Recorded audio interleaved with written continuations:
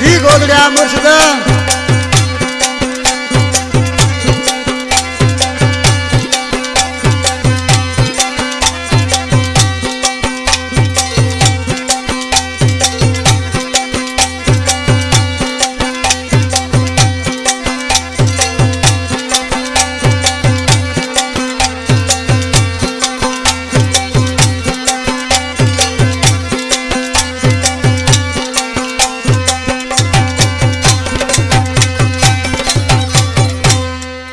बोलिया पयो जंहिंखे वो मिली वञे गदार बोलिया पयो जंहिंखे वो मिली वञे गदार वो जंहिं जानी कयो धार जुमन ई खोसो चवे हज़ूर बश खोसो फुलली मुरी खां वकार पवर जामशोरे खां मसरूर शाह हैदराबाद सेंट्रल जेल खां दिलदार मजदानो इमरान हाले पोटो जावेद डायरी कासिम लुंड नसीर भट्टी कासमाबाद का एजाज खास के लिए आज किसी छा तो चे जय मुँह खा कयो वा जानी जुदा जय मुँह खा कयो वा जानी जुदा हाणे करणी पई तंहिंजी गोला दिया सब कहिड़ो तंहिंखे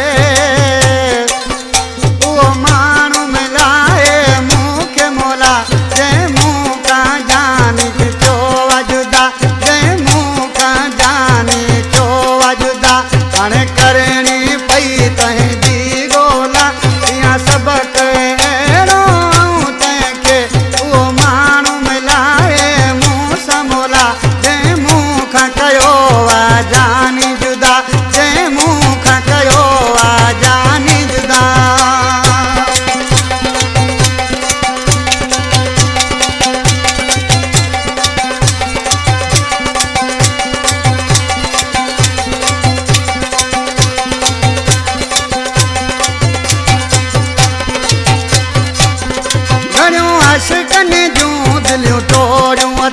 मजबूरन जूं बेड़ियूं बोरियूं अथसि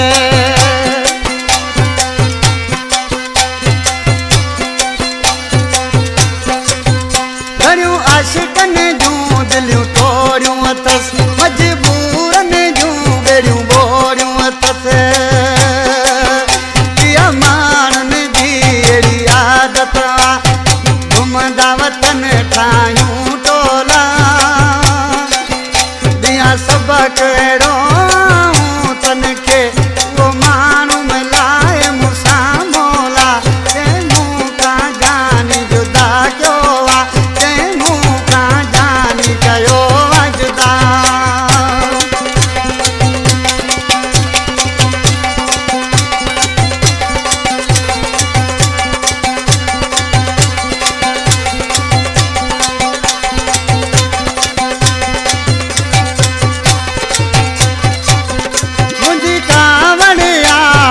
दुश्मन ते जंहिं ज़ुल्म कया हिन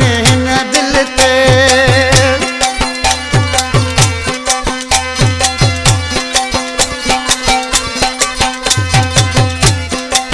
वो मुंहिंजी कावड़ आ उन दुश्मन ते जंहिं ज़ुल्म कया हिन दिलनि ते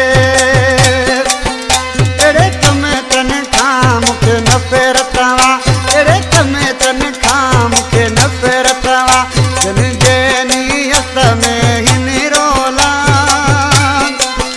दिया सब कहिड़ो तनखे आऊं उहो माण्हू मिलाए मूं समोला जंहिं मूं खां जानी कयो वजुदा जंहिं मूं खां जानी कयो वजुदा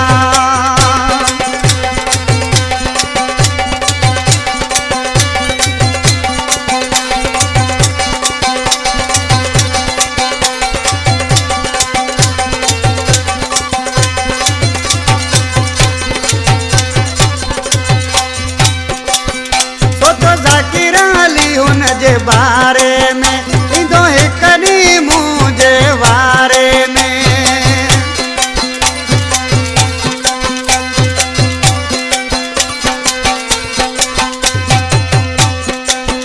सोचो ज़ाकिर अली जे बारे में ईंदो नेठ कॾहिं मुंहिंजे वारे में इहो सोच वठे मां खोसो आहियां हर वक़्तु